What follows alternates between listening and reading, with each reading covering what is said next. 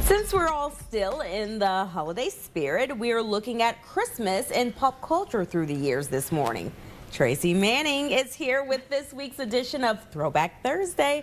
Tracy, good morning. Good morning. And did you have a great Christmas? Wonderful, yes. All right, I love it. So let's take it back a little bit. Yeah. We're starting with the dark side of Christmas, Lord Krampus. Is it Krampus? Krampus. Krampus. Yeah, so some people would disagree. They would say they love Krampus. Okay. But Krampus does have kind of a dark backstory. You can see here, he's just such a loving, cuddly guy. Really? Not really. So he is depicted as a demon who literally kidnaps the bad children and takes them to his lair. So this is going back hundreds of years. This is a German tradition that's kind of a pop culture thing these days. But a lot of people really enjoy Krampus, and it's that same story we hear over and over again. Good kids, bad kids. Yeah. I think you're going to want to be good if Krampus could be your alternate to Santa. Hey, if your kids don't listen to the elf on the shelf or don't get scared by the elf on the shelf, I think it's time to bring out Krampus. Bring out Krampus, yeah, for exactly. next year. Yes. Well, let's talk about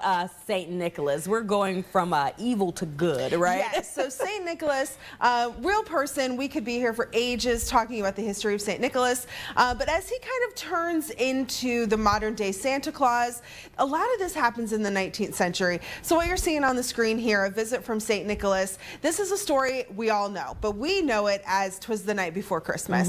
This is that wonderful poem written by Clement Clark Moore. So many people read it on Christmas Eve, and it really gives us the basis of the modern day Santa Claus. It names our reindeer. Okay. It kind of tells us what Santa looks like, and then art is going to kind of keep taking us through that. But I think the next piece we're going to look at is another piece of literature, which is Christmas Carol. This is Dickens' famous Christmas Carol, but I think the best version is the Muppets Christmas Carol. Oh yeah, classic right there. Yes, so if you're going to watch that one, make sure it's the Muppet version. That's it. Now I want to know, who was Thomas, is it Nast? Yes, Thomas Nast.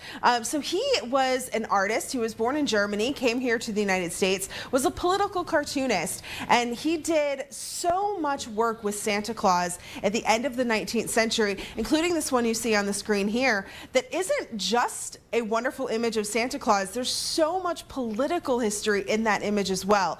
So if you're interested in this, do a little research on Thomas Nast. He is one of my favorite people in history with the artwork that he did and the symbolism within his artwork as well. That's very interesting. Now, Coca-Cola Santa, we all know about that, right? Yeah. Yeah, so this is, there's another Nast piece there. Oh, wow. So kind of, again, kind of taking the Santa Claus through, and all of these things turn into the Coca-Cola Santa. So using Nast's work, and then this is the Santa we get in the early 20th century by an artist named Haddon Sundblom, and he took everything we had to this point and turned it into this. And of course, Santa is arguably the best marketing tool out there this time of year. So they put a bottle of Coca-Cola in his hand, and the rest, as they say, is history. All right, well, let's talk about Miracle on 34th Street and A Charlie Brown Christmas. Yes, so movies this time of year, you can't beat them.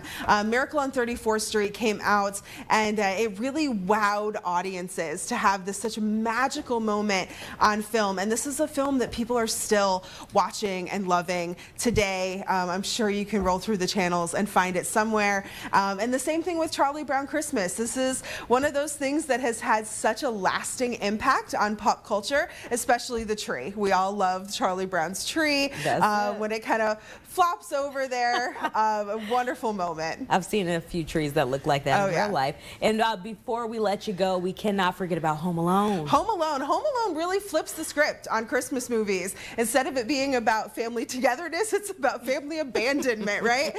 So poor Kevin McAllister there gets left home, but defends his house to no end. Oh, wow. There's still time to watch these Christmas movies, even though Christmas is behind us.